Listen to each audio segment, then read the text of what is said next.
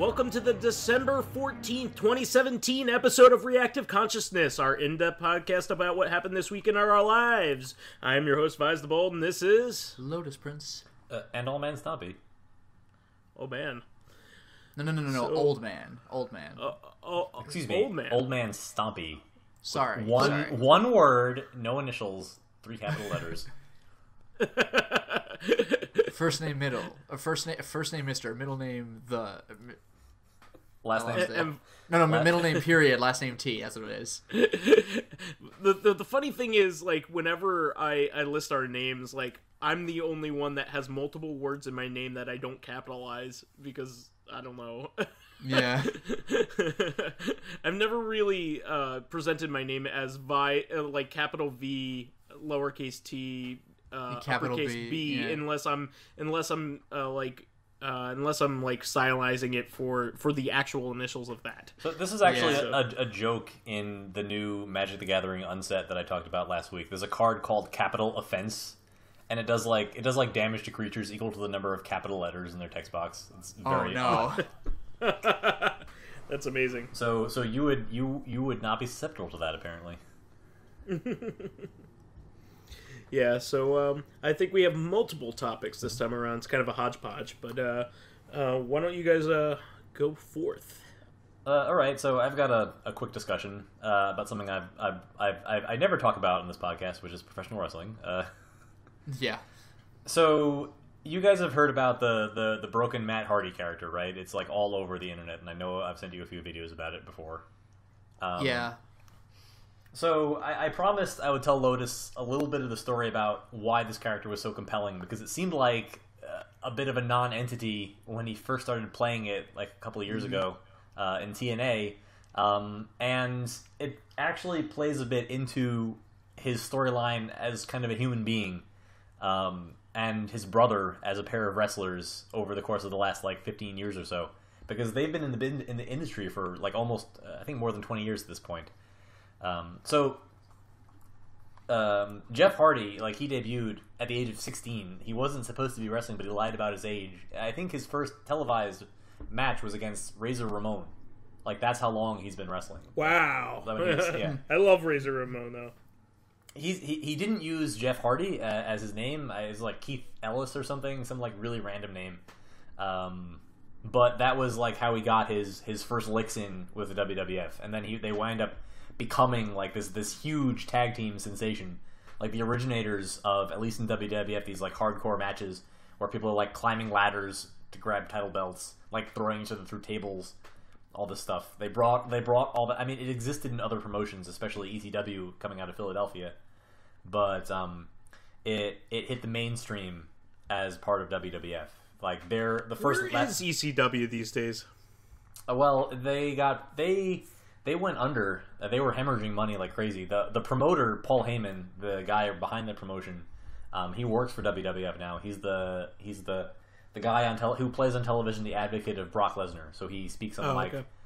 Most of the wrestlers. That's the guy who's my client, Brock Lesnar. Yeah, that's Paul Heyman. He's the guy who created the idea for ECW. He plays his manager. Mm-hmm. So they went under around 2001, and actually WWF had been keeping them afloat. And they had some cross-promotional talents, Taz, really? one of the top ECW guys, actually came and wrestled for WWF while he was the ECW champion.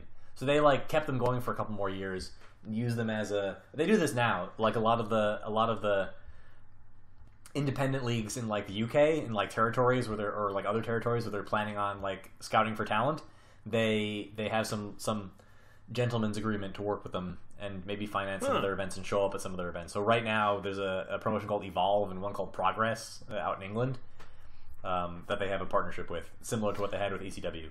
I guess that's their way of getting a minor league going, which is kind of neat. Yeah, I didn't think that they would promote another brand. That's interesting. I never thought of that. Right. So they're sort of notorious for pretending nothing exists outside of the scope of the WWF universe. Nintendo.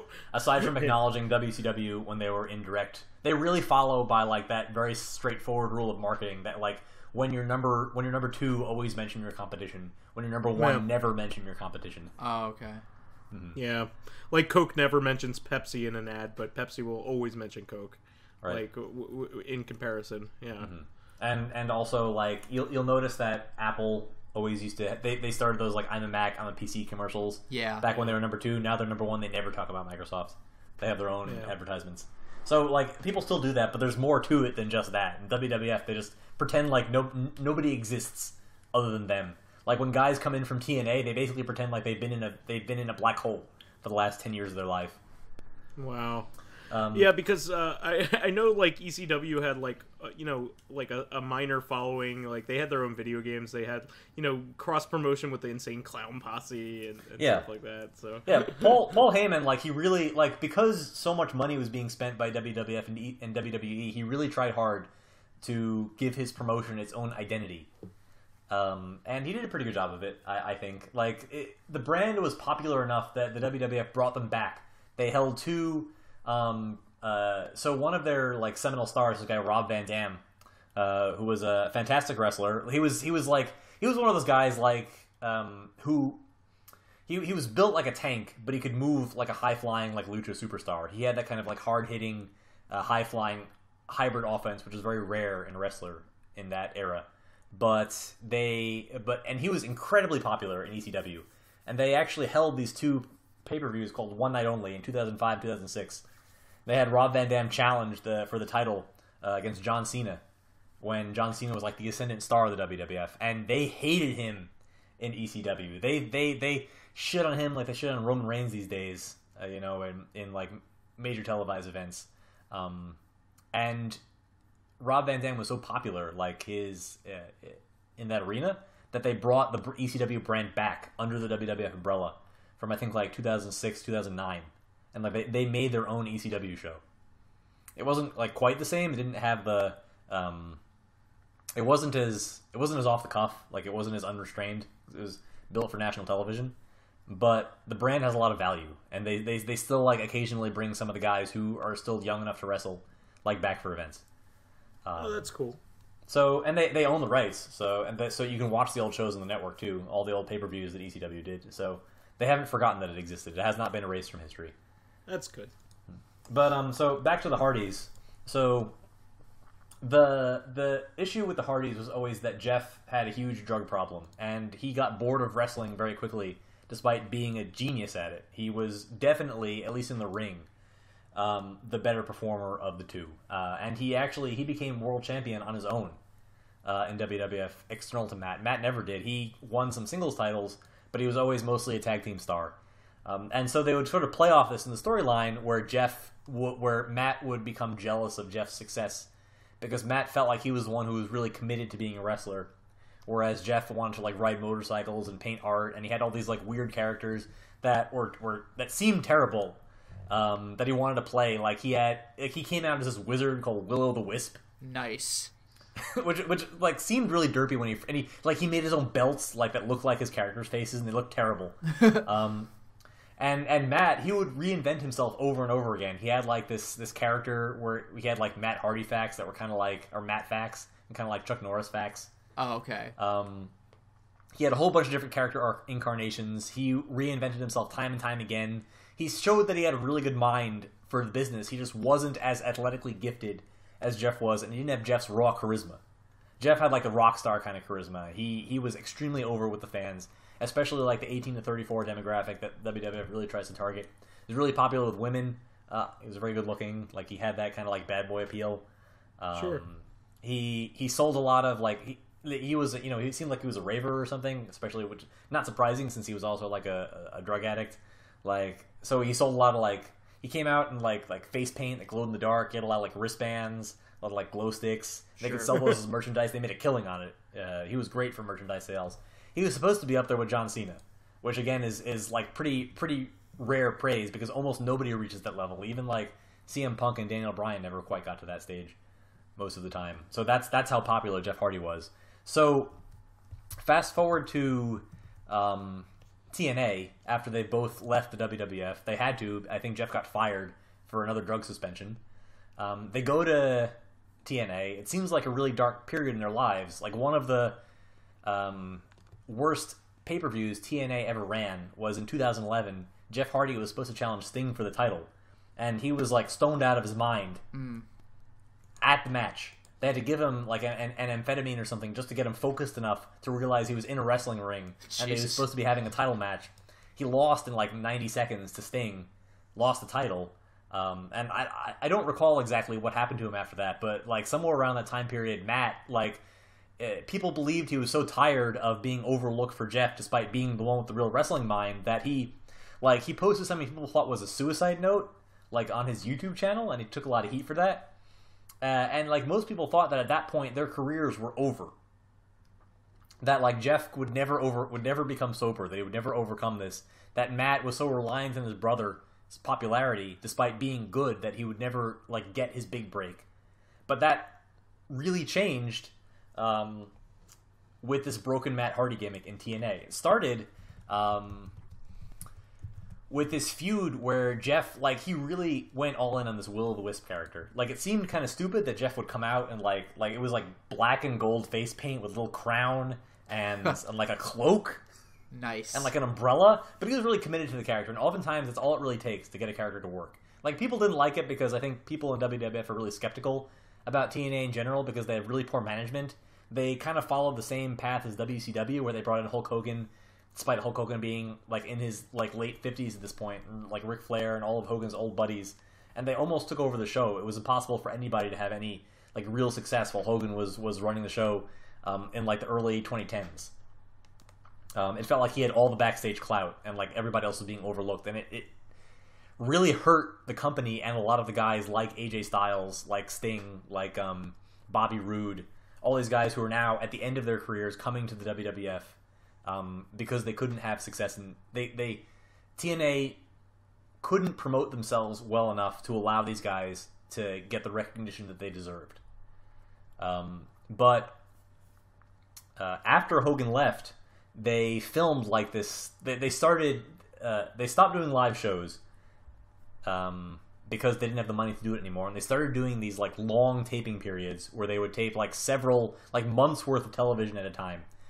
And all we knew about it was that Matt Hardy came back to TNA, and that he had managed to win the world title from one of the like last really good characters that TNA had left. And like people were really upset about this because like Matt Hardy is like almost 40.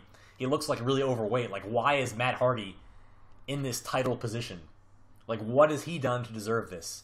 And like as the storyline started to progress, like it felt like Matt started dressing like I don't know, like it kind of looked like a pimp. Like he had like this really puffy hair, and, like this leopard skin coat. Not too different from what he wears as the Broken character. But it seemed like he was like really going off the deep end. Like, what the hell character was he trying to play as his villain? And we started watching the shows and realized that there is like an actual method behind the madness.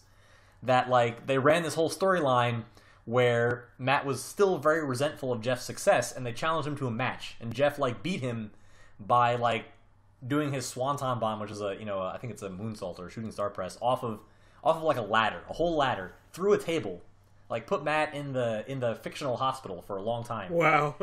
And he came back in this like broken state, and it seemed like nothing, that he was just like really selling his injury hard. But again, commitment to character is one of the best assets you can have when you're selling in wrestling.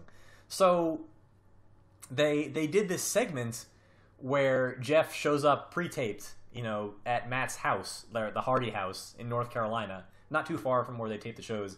TNA is based out of Tennessee, or at least it was at the time. Now it's based out of Canada because they sold it to somebody. But he starts doing this thing where he just where his wife is a character, Rebby Sky. She's also a women's wrestler for TNA. She came to Jeff and she's like, I don't know what's going on. Like nobody can talk to Matt. He's like, I don't know what's wrong with him. And so that's where we got that iconic moment where Jeff walks into Matt's like bedroom and he goes, "Brother Nero." Yeah. And it's like super accented British accent. "I knew you'd come. Back to the Chamber of Genesis." And he's like, "This is our house." Like, what's so great about the character? Yeah, what's so great about the character is that Matt, like, to sell the fact that he went off the deep end, he like thinks he's an evil genius, but he's actually just an idiot. Like, really playing off the fact that like Matt is nowhere near as competent as Jeff is, but he's got a great mind. So they've really turned that up to 11, where like Matt's mind is out of control, and you you've listened to his promos like in the past where he's like I have danced with Cleopatra. I have studied in the Library of Alexandria. I have climbed the Pyramid of Giza. It's like, what? No, you haven't. You what? Dope. No, it's not Giza. It's the Great Pyramid of Giza. Yeah, he does say that really weird. Like, Giza. Like he's one of those people who just like doesn't put the right accents on the right words. Yeah, it's fantastic. So like the character really took on a life of its own, and they had this big match called the Final Deletion. Yeah, I love it. Where like so good. Matt believed that Jeff didn't deserve the Hardy name. That's where the chant comes from. He wants to delete Jeff Hardy. Speaking of which, by the way, this is going back to the just completely stupid thing that seems like a good idea but isn't. I just love that you might have seen it on. Well, I know you have, but listeners might have seen this on YouTube as like a reaction to a dumb post or something. It's just a video of him going delete, delete, delete, delete, and like, but the best part of that thing is it's like Death Note. No, but the best part of that is at every time he says that, there's like a solemn guy standing behind him with a book with the word delete written on it, and every time he says delete, the guy just underlines the word one more time. It's like, is that helping? Like, what are you doing? So like, I recommend, if you have the time, like a lot of the stuff in TNA is available. They put it up for free on YouTube, and most of it can be found pretty easily. That's great. I recommend watching like a lot of it. It's unbelievable. It's the kind of gimmick that isn't constrained. You can do a lot with it. The actual Final Deletion match itself was pretty well told for a pre-type wrestling segment. Like, you can't do a choreographed wrestling fight with regular camera work. It actually looks really bad if you try to do it like that. And that was part of the biggest weakness of the segment.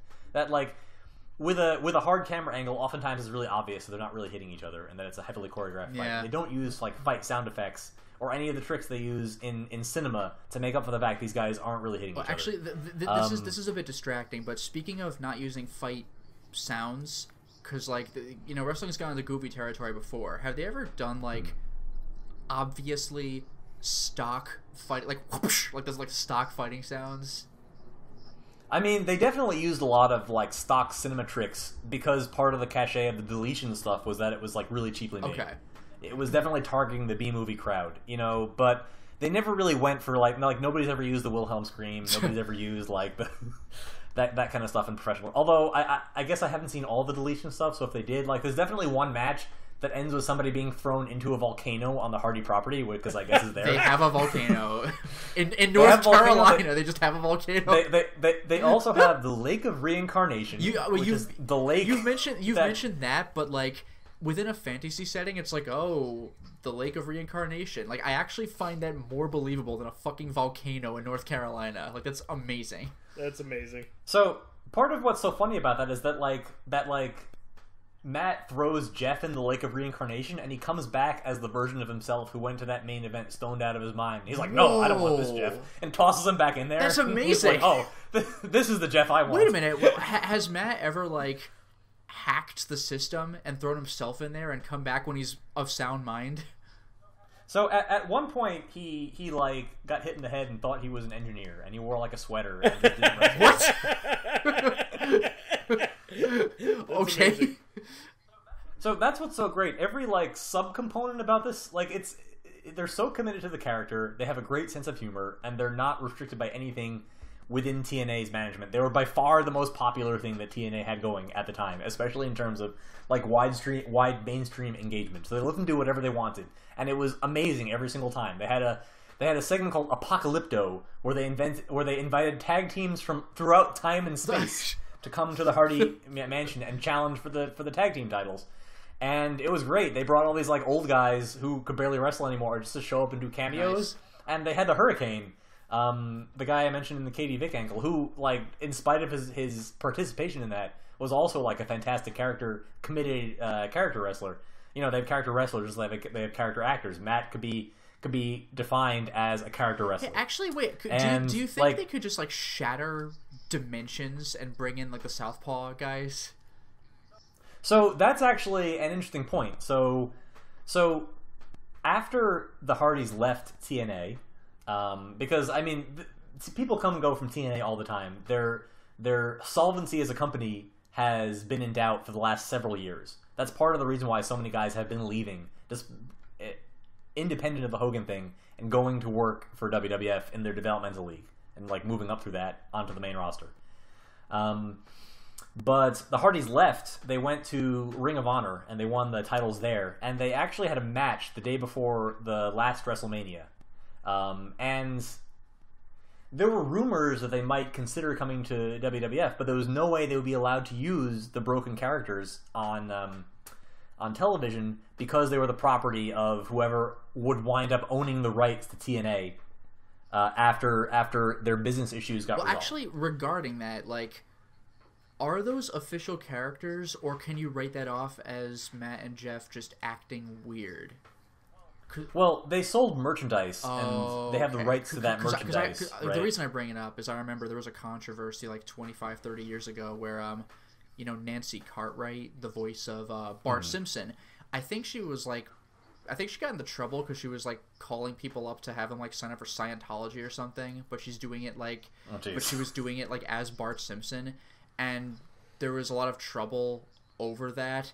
But it was a little bit hard to pin down because, like, you can't just say like Bart Simpson is a character that is somebody's property, but like it's her voice. So like I'm wondering if there was anything that you could like fudge with that with the Hardy Brothers. Well, I mean, when they came, they did wind up re-debuting as a huge surprise WWF at WrestleMania 30, whichever the last one was. They don't number them. They don't number them anymore, so sometimes I forget. Yeah, they stopped numbering them after 30. I think it was 33. 2 Mania. Yeah, so they give them a symbol dependent on where they're hosted. So like, I'm sure it's just they give it like now, right? Like they just say 2017. WrestleMania 2017. They just call it WrestleMania. They don't. Even I was gonna say that's amazing. They it's went from 31 straight to 2017. Yeah. So this one was in Orlando, this last one, so it was WrestleMania Sun because they used the Sunshine sun State, yeah. like in the logo, yeah. Before that, it was in Hollywood, so it was WrestleMania Play Button because they used like a movie play button. Oh, okay, that was kind of a joke, or that might have been 3 years ago. Anyway, well, I mean that's not what they really called it. That's what the fans called it because that's what the logo looked like. So yeah, so at WrestleMania 33, the Hardys debuted as a surprise, so they didn't get to deliver any promos. But Matt and Jeff did come down to the ring, and when they showed up on stage, Michael Cole, the announcer, was like, "It's the Hardy Boys! Things are about to get broken!" What? Whoa. And so Matt, he comes down, like, the fans who come to WrestleMania are usually pretty invested hardcore fans of wrestling in general, aside from, like, the front row seats, which are, like, celebrities or whatever. But even then, sometimes they're, like, really big fans of wrestling just incidentally. Matt and Jeff get into the ring, and then he points at all the other tag teams in the match, and he just does the delete signal, and the whole arena does it with him. So they weren't afraid to use the catchphrase, and they can definitely get away with that. And when they delivered promos for, like, a very long time, he would just, like, sprinkle them with some of his catchphrases, and he would just, like, randomly, like, revert back to his character for about a half of a second. Nice. But for the most part, they would just play Matt and Jeff, like the Hardy Boys, the old WWF characters, just, like, displaced in time by 8 years from the last time they were in wrestling, or at least in the big leagues. But a couple of weeks ago, it was revealed that because TNA was having difficulty signing talent to a contract, that as a clause, they would allow all their employees to use their intellectual property elsewhere, which doesn't seem like that big of a deal because oftentimes companies that aren't WWF just don't have the muscle to force other people to sign over the rights to the intellectual property of their characters. And it's actually pretty common for wrestlers to play the same character at every other promotion that they're in, except for the WWF, and only because the WWF insists on owning the characters. Sure. For a long time, actually, like CM Punk was one of the last guys for years who was able to come in and use his original indie name. That sort of shows you about how much clout that he had on the indies when he was Chick Magnet Punk. Well, he was whatever. I think he's been Cookie Monster Punk. That's like, fantastic. It's one of those things. It's one of those things where the answer is like whatever he feels like giving when someone asks him the question. But it originally was Chick Magnet, right? I actually, I never knew. No, there is no actual like. Oh, there is no thing. If there was going to be any Syria and censor, it would be Chicago made because he's very He's very big on his Chicago heritage, and many of his biggest moments in wrestling were in Chicago. Is he also big on Chicago style of citation? I don't know about that, but he did do the grammar. That's actually where I was going. Yeah, like I was linked like years ago to just a bunch of grammatical videos he had, which were amazing. Where like a fan would write in about how shitty he is, and he would just be like, you know, you have a missed comma here, so it looks like your two sentences are in together. What the hell is wrong with you? And like he would just like just do this hardcore grammar lesson. It was freaking weird, but it was amazing. Well, it was a what culture thing. They had him do the grammar slam. So, yeah, there was like confusing there, and there. He's like, you need to tell them to get their stuff over there. Like, it's not that hard. Just get it right. It was amazing.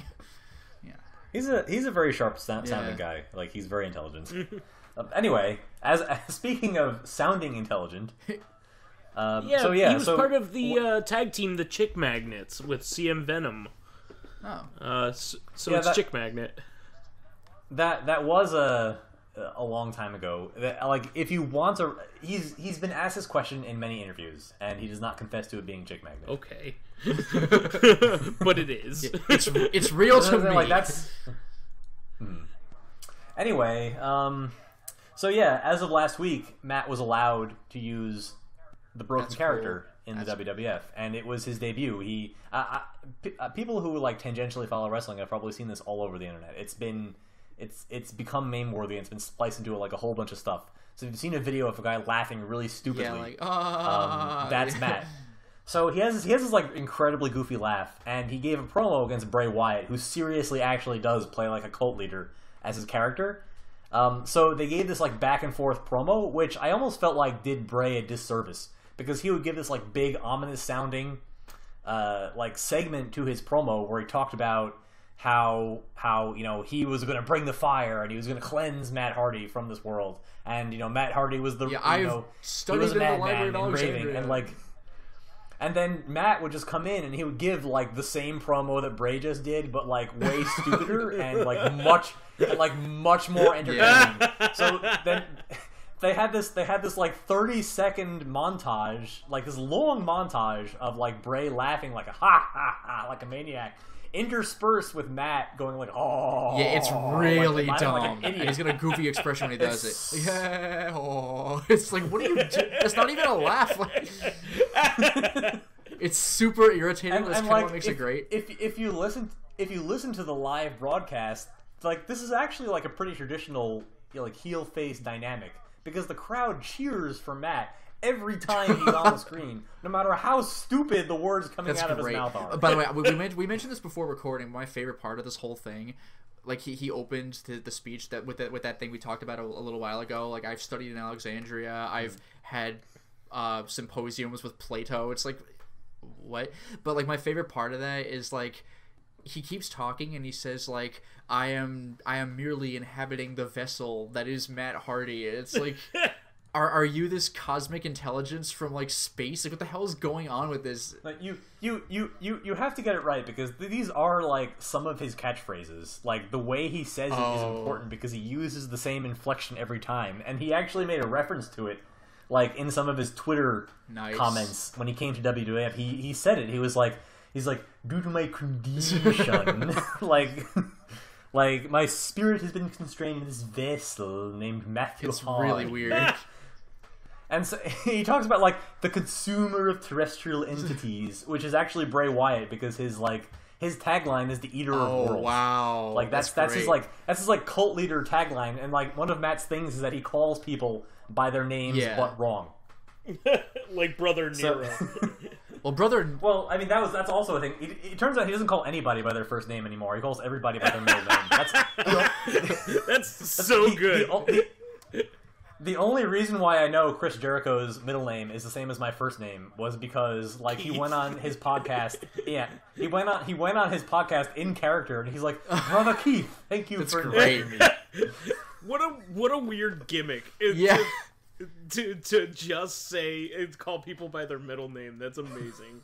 That's way out there. Yeah, well, it's like the thing is so idiosyncratic, and there's so many places you can take it. Like, that's why I'm so excited to have it in WWF, because they have so many good character actors, and they have so many people. Like, not everybody can be in the title picture. this is really the opportunity for a lot of people on the roster to shine, like to get a little bit of the shine off of the Broken gimmick. You mentioned the Southpaw Wrestling characters, but like two of the primary actors, Chad Too Bad and Tex Ferguson, like those are two guys on the Raw roster, Luke Gallows and Carl Anderson, who like they have no great title aspirations. They've been tag team champions in the past, but mostly they're guys who have like no aspirations to be great single stars. They just want to be a tag team. I want to see Matt Hardy have a laugh off with Chad Too Bad. You're a freaking nightmare. That's the point. Like, it's completely plausible for them to do the Lake of Reincarnation thing and have them come out as Chad Too Bad and or show up, even if it's just for a short period of time. Show up as Tex Ferguson and Chad Too Bad. They've already done it. Well, they could throw John Cena in there, and then he'll just come out as Lance Catamaran and not wrestle. He'll just like find a table and talk about it.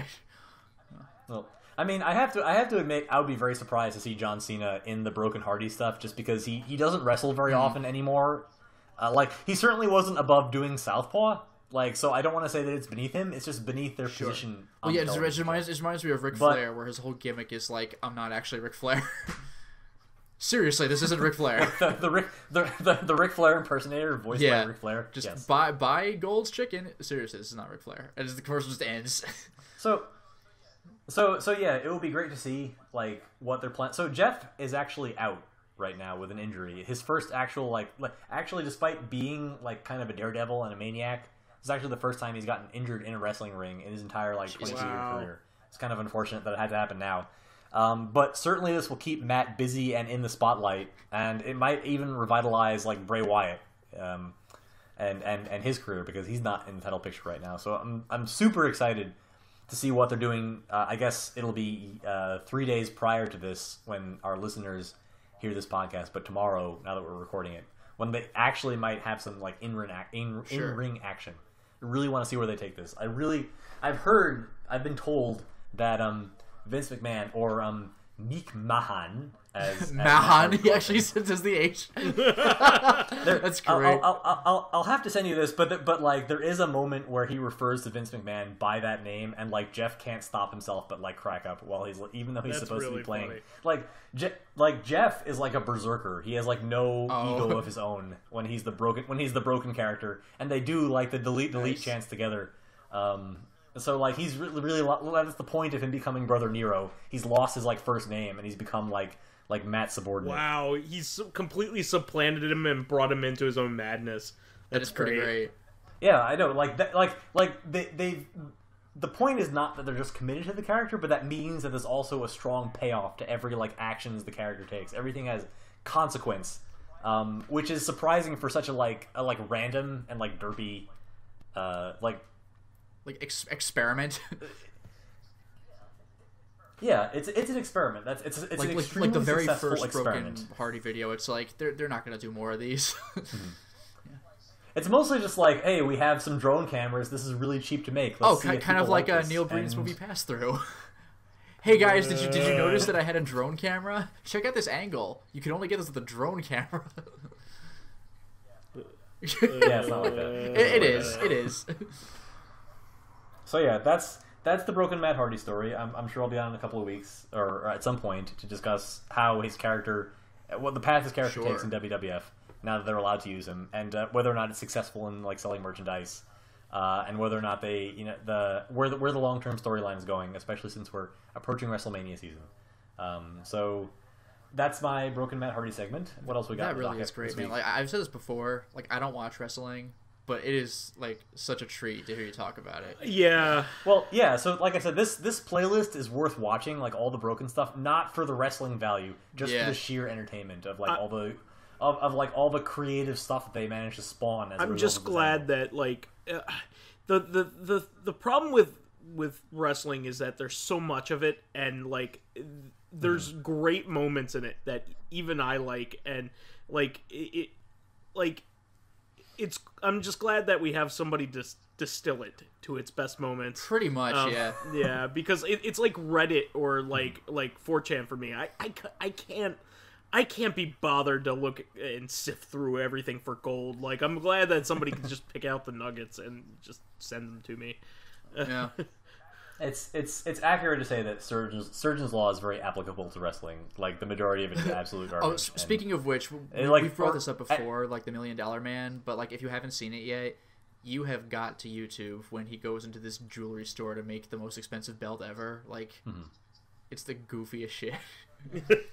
So yeah, I've seen that one and the basketball dribbling contest. That like, basketball, that is hilarious. like, man, it's a kid in front of hundreds of thousands of people. Like, you're such a piece of shit. But like the audiences in the 80s were like much more credulous than that's the thing. Today. And like that the broken was match back stuff, when like guys, wrestling isn't real. Like that was back when there was an actual argument when people might actually, like, the people who didn't watch wrestling thought that people who did watch wrestling thought that it was all real. Like when Andy Kaufman would wrestle women, like people were like actually thinking he was like abusing women like in the ring, like that it was detestable. Like he was. Of course, the whole thing was staged. Like he was doing it to be funny and goofy and to be a heel on purpose in the most heel way possible. I will say that like even back to like the 20s and the 30s when professional wrestling got its first foothold in America, there was never really a time when people thought that it was 100% real. Like the journalists who covered this stuff went back and actually studied some of the newspaper clippings from that era, and there was never really a point. Like there was always that active suspension of disbelief. Like the people who covered it never really thought that it was real. It came from carnival street fighting. I was just gonna say even boxing matches, was, I'm sure had to get legitimate at some point. Like I'm sure some of it was just fodder for people to bet on like fake things that were happening. Like, yeah, sure. So yeah. Right. Anyway, I think we have a couple other things we could talk about, but they'll be I think a little quicker each. The first, you guys might have heard this already. Are you aware of what's been going on with Patreon? Yeah, I followed up on it since you were complaining about it. Like, obviously, this is much more important to you than this either of us, but it's always good to know what's going on. On principle, like, they really shit the bed. Like, not as many people deal with Patreon as would deal with, like, EA. You know, everybody knows EA because you've played a FIFA game at least once in your life. But, like Patreon has been doing or has been communicating things that are like getting to be on board with EA's like Battlefront 2 debacle with like, oh well, we just wanted you to grind for 40 hours per unlockable character because we wanted the players to feel a sense of pride and accomplishment. So, like the fact that I remember that word for word is like basically a complete ignorance of how to treat their fan base well. It's telling the fans what they want.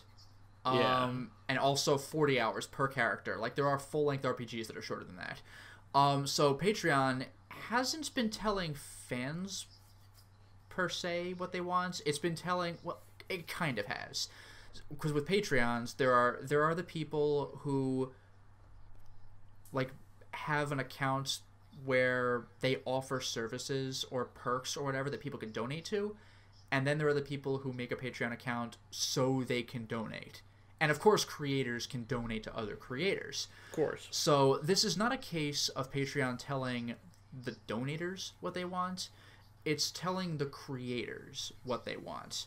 And boy, are they off. So they're the whole sense of they're the whole source of revenue for. Yeah, well, there's an angle to that. There's an angle to this that I think exists, and it's a shitty one, needless to say. But in any case, so the deal with Patreon is that Patreon has to make money somehow, right? So, like, people donate to the creators, and the creators tended to get, according to Patreon, about 80 to 88% of the donation, and Patreon would collect the rest.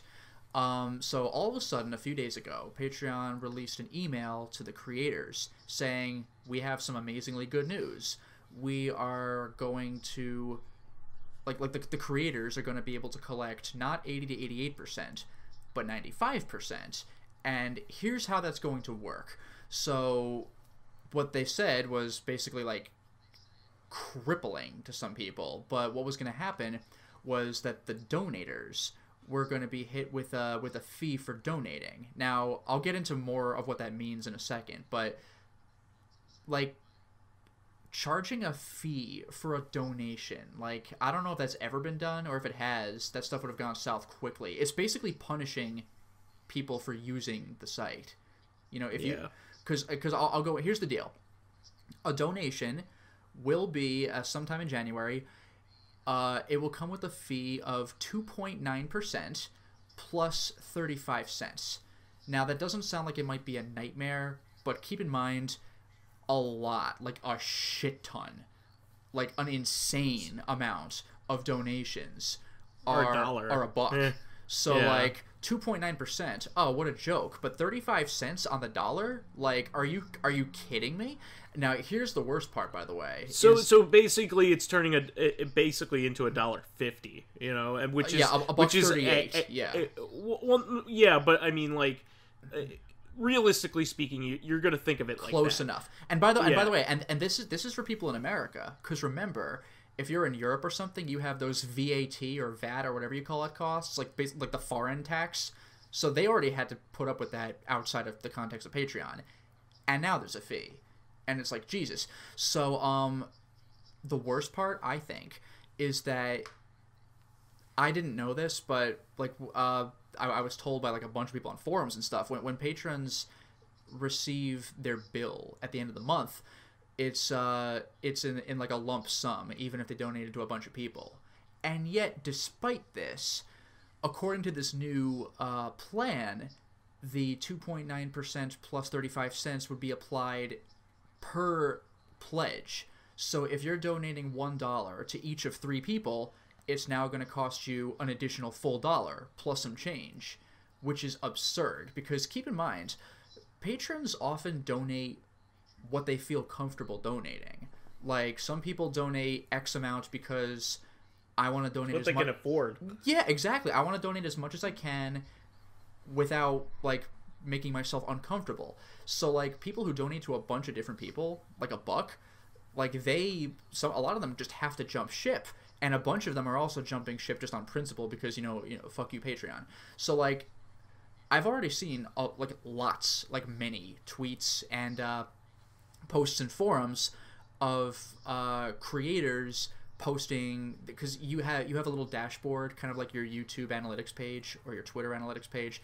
You have a dashboard showing who started chipping in and when, and who changed their pledge amounts, and if they choose to leave a comment, then why, who dropped their pledges, if they choose to leave a comment, and why. And people just have lists of people dropping because they're dissatisfied with the Patreon fee. And again, like, if you're a content creator, not everybody... That's your lifeblood. It potentially. Like, not everybody's donating $20. But, like, if 100 $1 people disappear, like, good lord, that hurts. Like, $100 per month? Sure. Assuming you have that many donators? Like, that's crippling.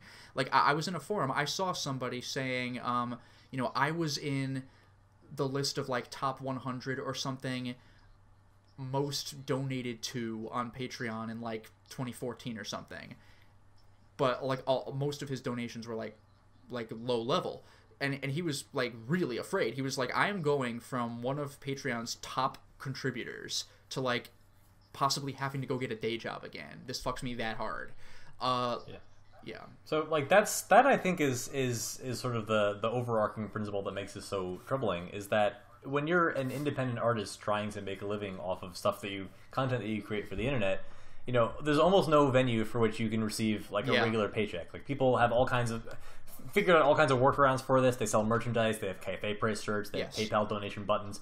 Patreon was, like, the first service that really emerged, or one of the first major services that really emerged, that allowed you to have some modicum of acting as though you made a regular paycheck. It made it much easier for you to, for example, to file taxes or indicate income.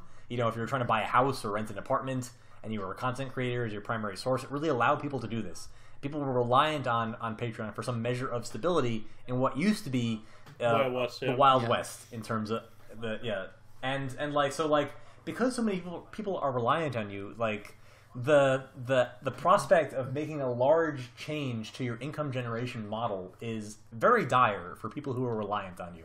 And it comes across as extremely thoughtless. I wouldn't be surprised if they were open to, like, they probably aren't, because I'm sure their licensing or whatever agreement you make when you sign up for Patreon excludes you from being able to do this. But it feels like if this happened in a regular business, they would get sued out of business. Well, actually, speaking of which, I don't know if this is, I don't know where this stands legally, but somebody in a forum I had checked said that I think that something they were doing like goes against like Visas or MasterCards, like charging policies, or maybe it was PayPal or something. So there might be actual, there might be like company level of backlash on that. That's not even outside of the content creator's control. So there is that. But part of the problem is, like, apparently somebody on Patreon had said that they're more interested in the people whose lives were really changed by Patreon, meaning like the big guy, so the little guy can go fuck themselves. But ironically, two things. First of all, like I just said with that one example, some of the big guys are made up of a bunch of little donations, so that can really hurt them anyway. Like, what are you talking about here? Big guys who only have big donators? But the other thing is that even though the really big guys, assuming they have like a lot of large donations, even though they might be stable and they might be able to weather the storm, they're ironically the most, like, the people being most held hostage by this change. Because like a little guy, if I have 3 patrons, I can be like, you know what, fuck it, I have to leave. But like the big guy, he might say, hey, I don't like this policy, but he really, like, he can't do anything. Like, he can't jump ship to another service that runs on a similar to it's like YouTube.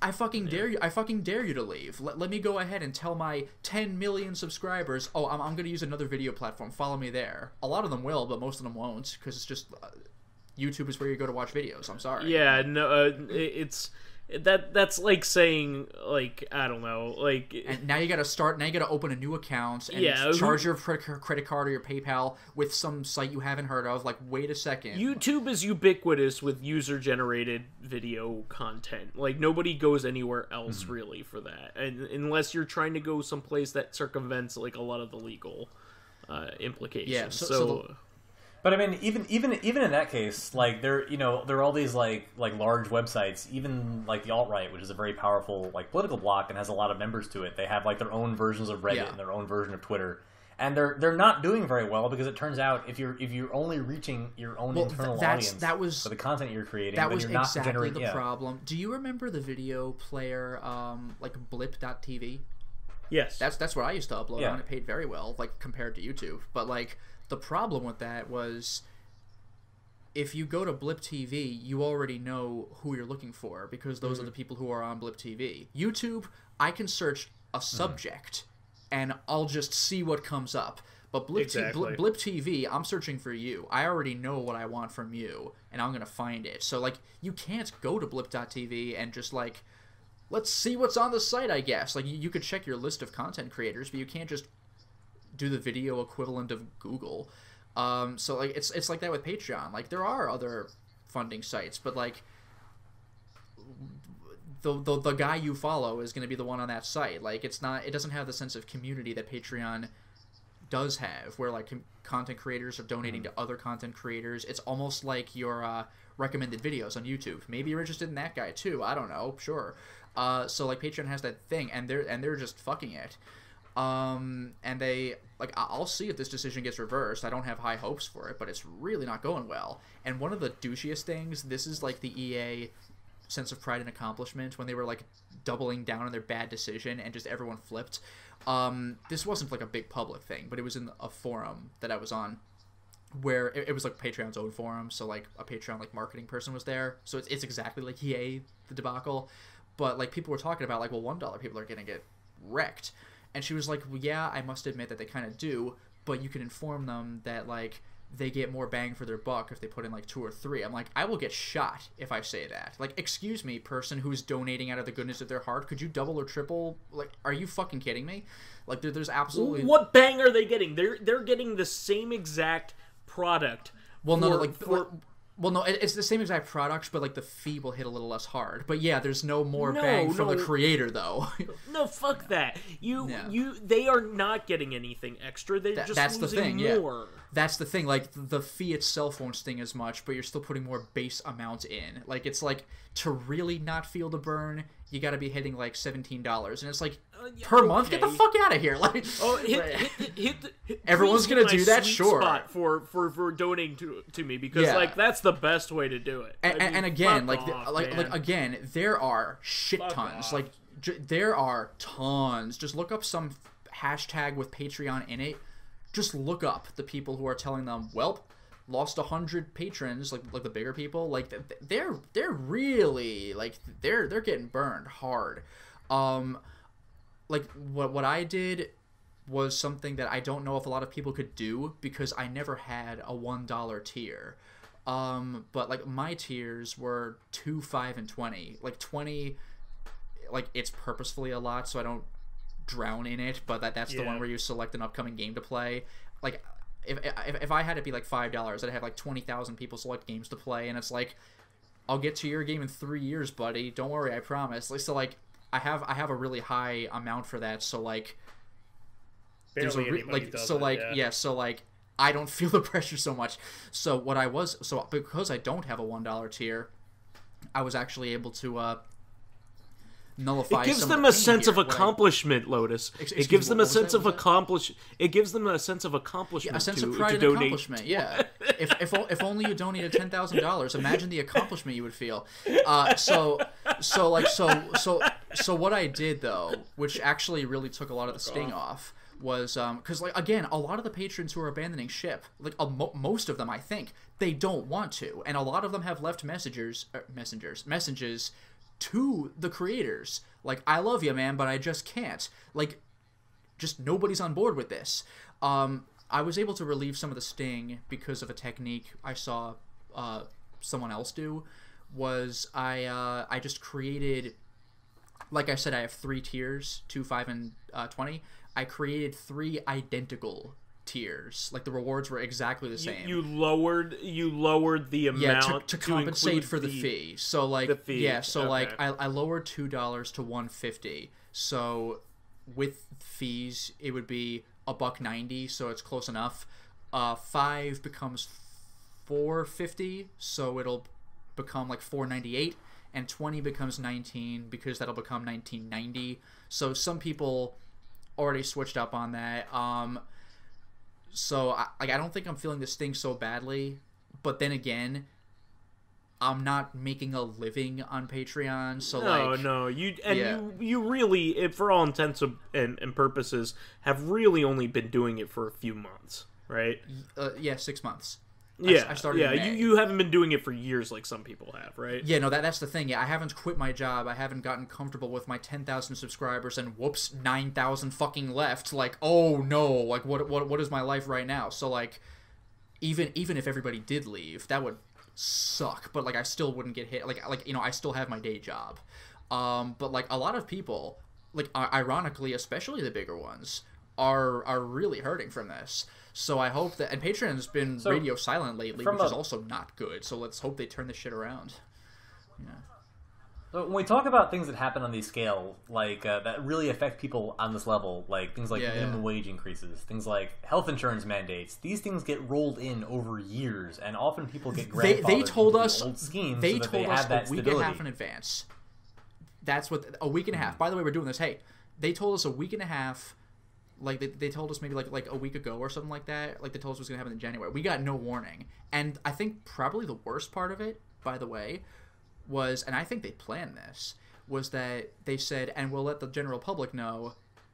Maybe that was a week and a half thing. We'll let the general public know like in a week and a half, which basically meant that all of the creators had to come up with damage control for a bullshit system and a bullshit problem they created. They had to come to all of their people giving charity, and all of them had to be the bearer of bad news. Hey guys, guess what? You're about to get fucked, and I'm really sorry. Like, everybody had to do that.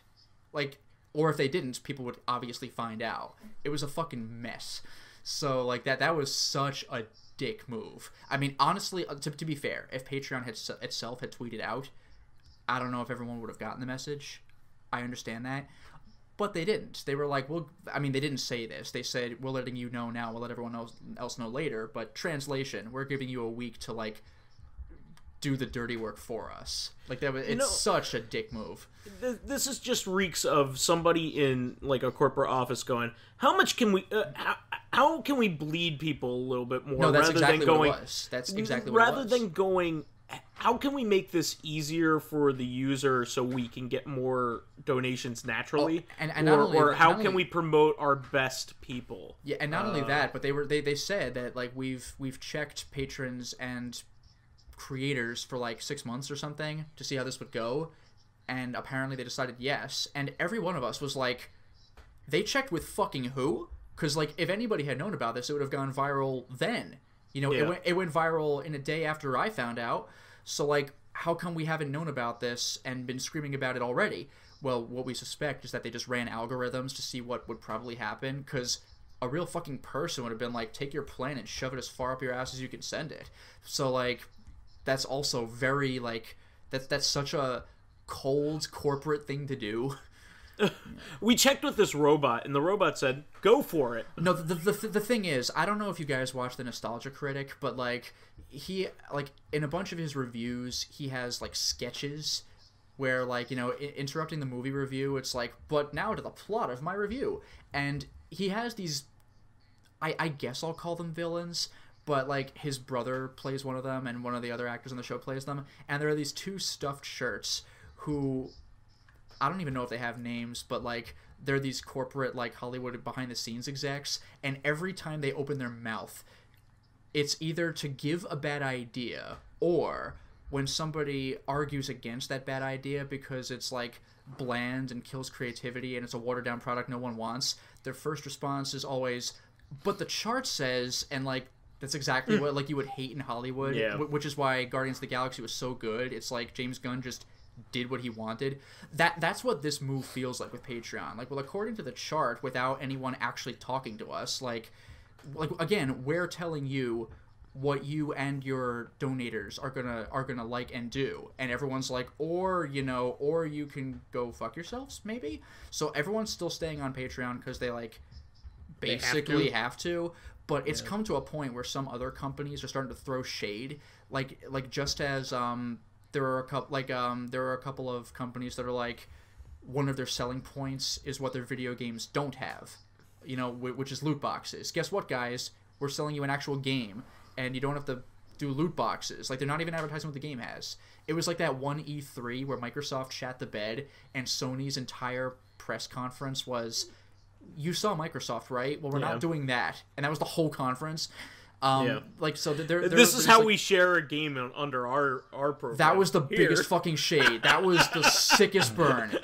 That was, like, the greatest 15 seconds of my life. But, like, there's another crowdfunding company who was like, oh, we're considering changing our policy soon, and we were actually just thinking of removing fees. And it's just like, oh, so, like, when other companies start advertising how great they are because they're not doing that thing you are doing, maybe stop doing that thing. And even with EA, there are some people who are I see, oh man, stop me, I'll give it 1 second. Even with EA, there are some people who are kind of defending Battlefront, because I don't know if they're aware of the scope of what it means, this level of dickery. Like, well, you can still grind though.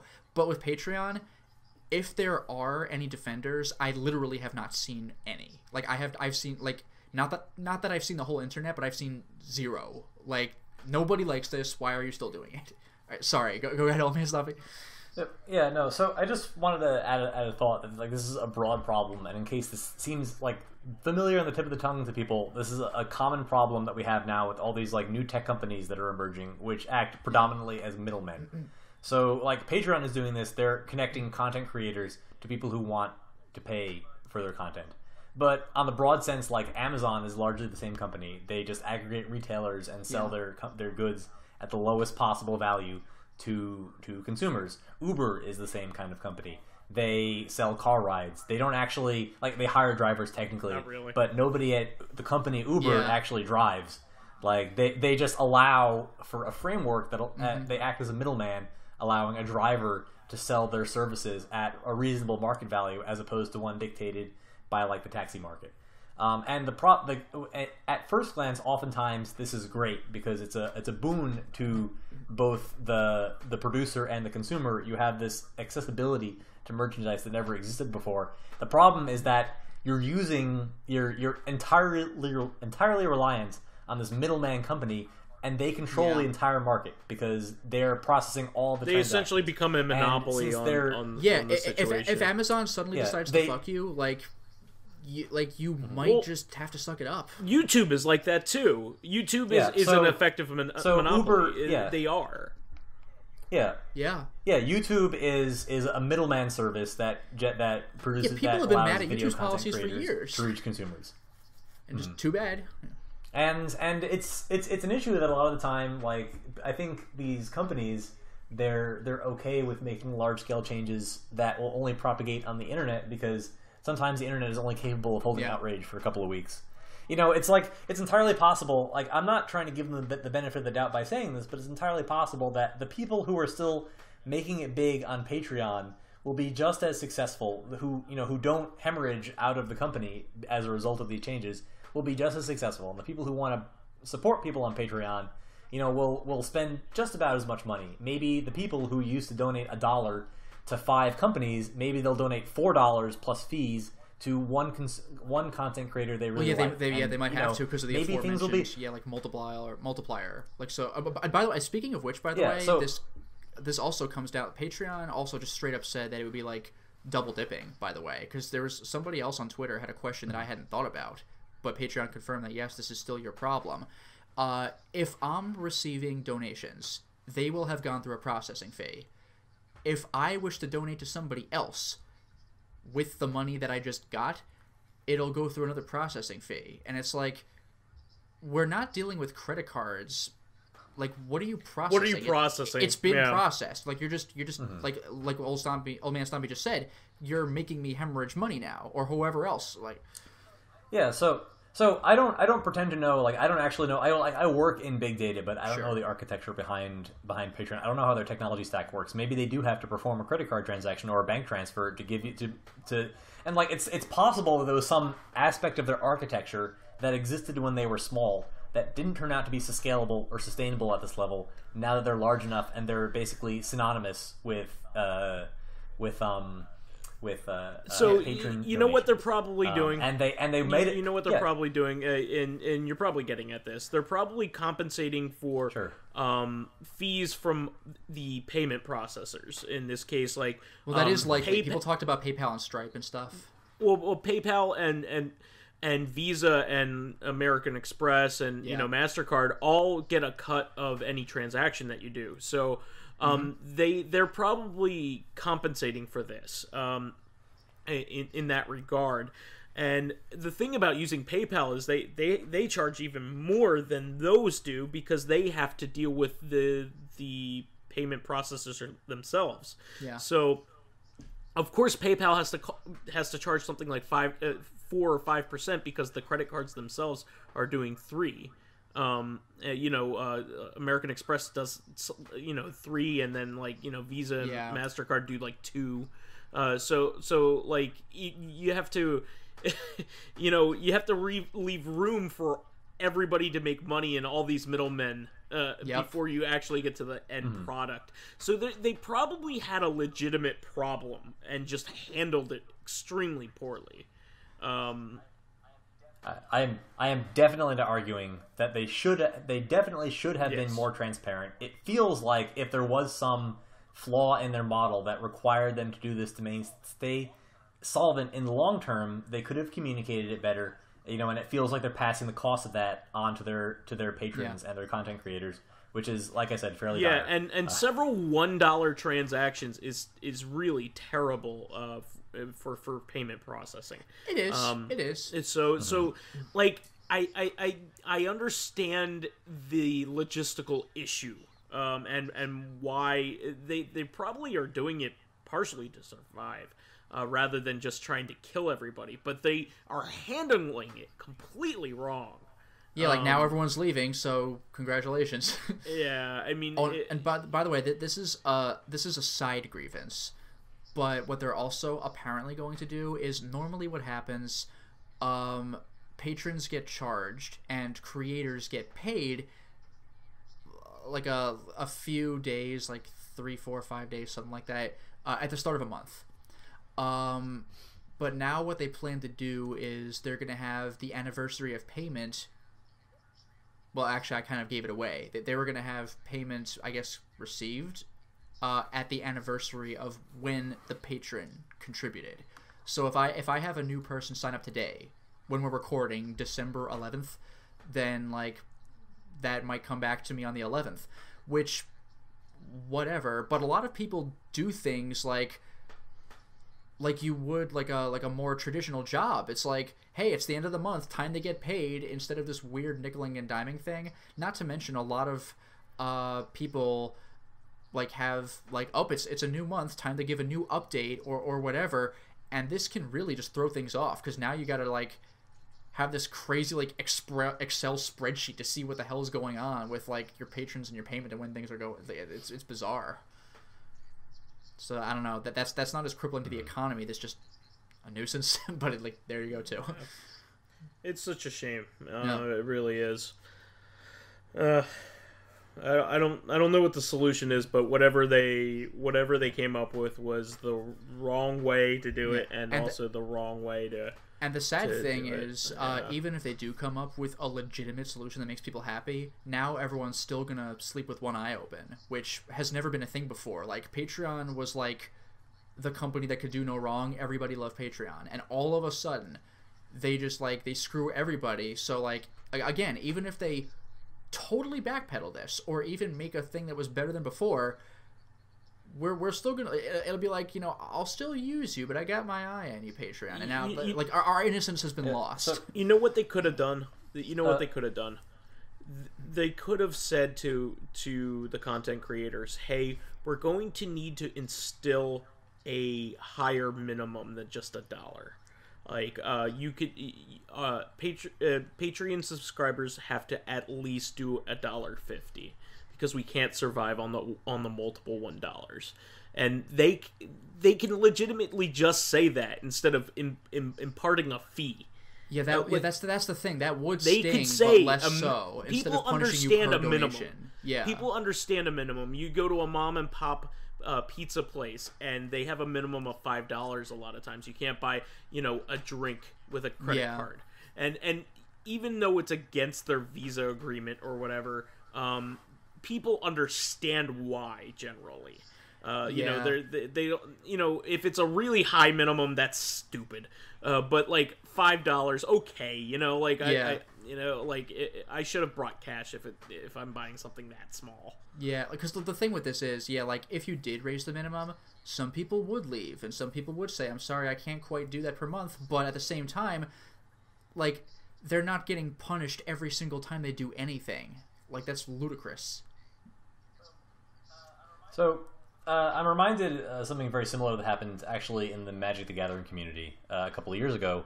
Very similar to what you're talking about here. So, like, there is a Magic the Gathering Pro Tour. It's actually the promotional tour. That's what it's short for. But most people treat it as though it was the professional tour, because the handful of people who actually try to make a living playing Magic the Gathering tend to be high level on the Pro Tour. And there was a large change. So when you're a very high level Magic Pro, you get things like appearance fees, thousands of dollars to go to events.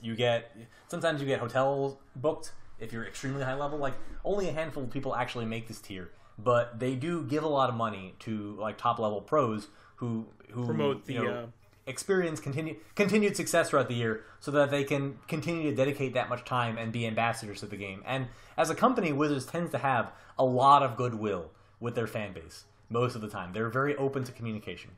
All of a sudden, like a couple of years ago, they dramatically changed the pay structure of the Pro Tour and the reward structure of some of the events to be very top-loaded, kind of like what you're talking about now. And they announced this change very soon prior to the season it was going to take place in.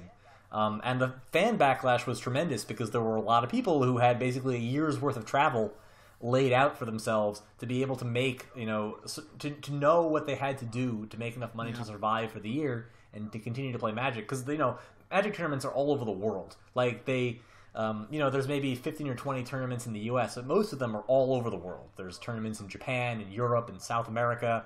Like, they're all over the place, and it takes a lot of time and effort to plan out which tournaments you're going to go to, which ones are worth going to, how many people you expect are going to be to each one, how much it costs to take a flight to those countries, and how much time if you have a job when you can take time off. Like, it's hard. It's a really hard, and you don't make a lot of money off of it. A lot of the money you make off of it is then writing about your experiences and selling your writing to like a major website. You can't just play Magic for a living, really, unless like you're one of the like 5 to 10 best Magic players. And they had to roll back that decision. They wound up doing something similar, but rolling it in over the course of about 2 years instead of instantiating it in the next season. But still, it became very obvious that in order to grow Magic as a community, there were things that the community was used to that Wizards wasn't making any money off of. Maybe not necessarily not making any money off of it, but in terms of eyes on the product and promoting Magic, it wasn't like these events these people were going to weren't giving them a good return on investment. Wasn't getting them sponsorships. Wasn't increasing their Twitch viewership, so they had to cancel some of them or restructure some of them, and that's hard for people to handle. But they came back, and at least they did it the right way by rolling it in over a couple of years, so that people had time to readjust their lives that they'd built around this structure. Yeah, pretty much. Like again, like I said, content creators had a week and a half to break the bad news to their fans, and they'd better do it, or else everyone else will. And then, my fans would be like, how come you didn't say anything? Are you keeping something from me? And then the project itself was supposed to come out in like about a month from when they announced it. So like that's no time. Like less than a month is like, within a pay period. Like some people might already be committed unless they suddenly like abandon ship right now. I don't know how that would work, but it'd be like such a dick move. So yeah, once again, like I hope stuff turns around, because like literally thousands of patrons have jumped ship. Like not from one person, but some people actually have reported, I lost 100. Like that's fucking crazy.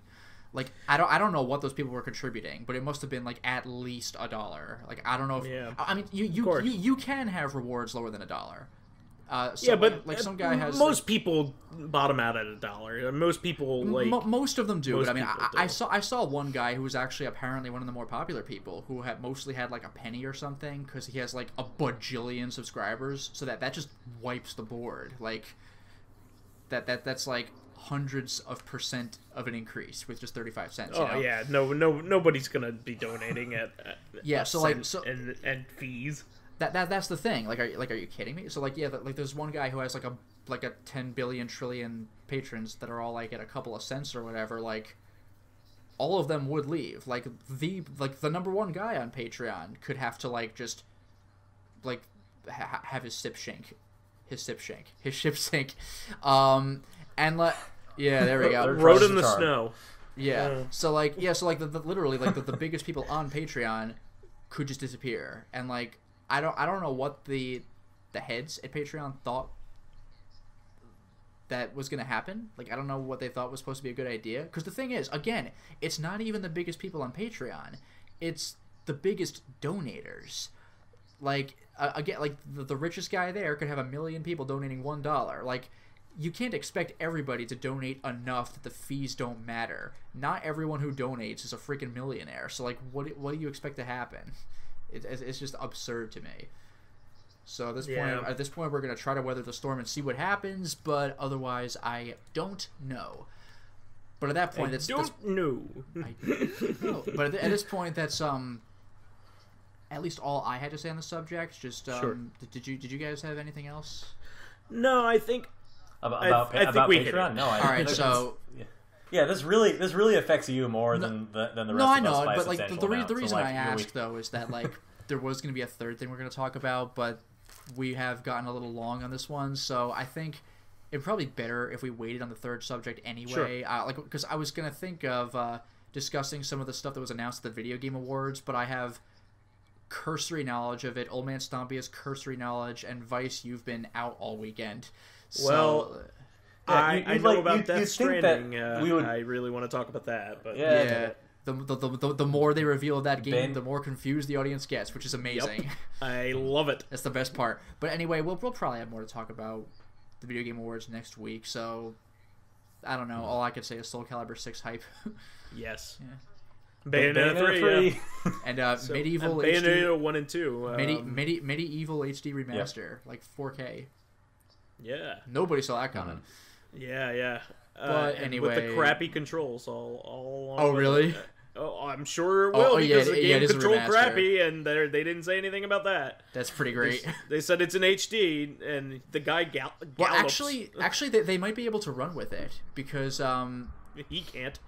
No, like for real, like the Crash Bandicoot trilogy when it was remastered, they kind of rolled with it. Like there was a sort of, I don't know if it was a glitch, but there was like a misstep in one of the games where you have to like avoid all of this crap coming your way, but if you stood in a certain part of the arena, it was just a safe spot and you could just cheese the entire experience. So literally in the remaster, if you go there and do that, the audience, like, you could still get away with it, but the audience will just still start throwing cheese at you. It's fantastic. So like they know of the glitch and just, you know, they're like, yep. But like the better example from Crash Bandicoot would just be that some of the games are harder because Crash has the same control scheme in every game, even though he didn't on the original PlayStation. Nuts. That's a problem. So like sometimes when you can make a jump just by like holding down the jump button, now you can't because your Crash will like go over the platform. So you have to. The platforming has become more precise in the older games because they used. I do remember the announcement, like,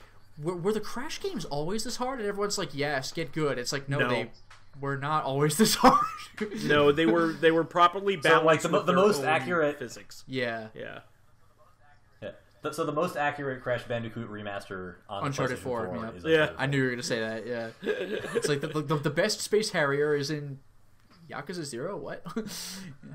The best part about that aspect of Uncharted 4 is that I play the games for my mom because she really likes the action. And so there was this long segment where Nathan just isn't doing anything, and then he sits down and plays a game, and she's like, "Why are we playing this shitty game instead of actually shooting guys?" The point is to show the relationship between him and his wife in a fun atmosphere. I know, but it's still boring. I can hardly imagine like playing a video game like with my mom as an audience. Like that's such a like she could not care less.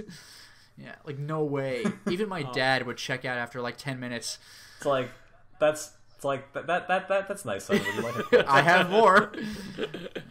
All right. Well, we've gone on the tangent of tangents. Yeah. That is the show for this week. Please remember to subscribe to the Corrective Consciousness YouTube and Soundcloud pages. While there, please give us thumbs ups, likes, and 5-star ratings on iTunes. It helps us promote and spread awareness of the show, and any bit of encouragement helps keep the show going. You also can catch us on Tuesday on our sister podcast, Corrective Consciousness, the correction of my speech, the podcast about our lives and roll with it. Culture. I'm bored. And also, please do not abandon Lotus's Patreon. No, I was gonna get into that, but yeah. He works very hard, so please continue. And finally, you can friend me as Buys the Bold on Steam, PSN, Xbox Live, Twitter, and Battle.net. And you can follow me on my YouTube channel, Lotus Prince. You can hit me up on Twitter at Lotus Prince. And yeah, you can hit me up on Patreon for early peeks, exclusive live streams, and extra fees. And selecting upcoming games for me to play.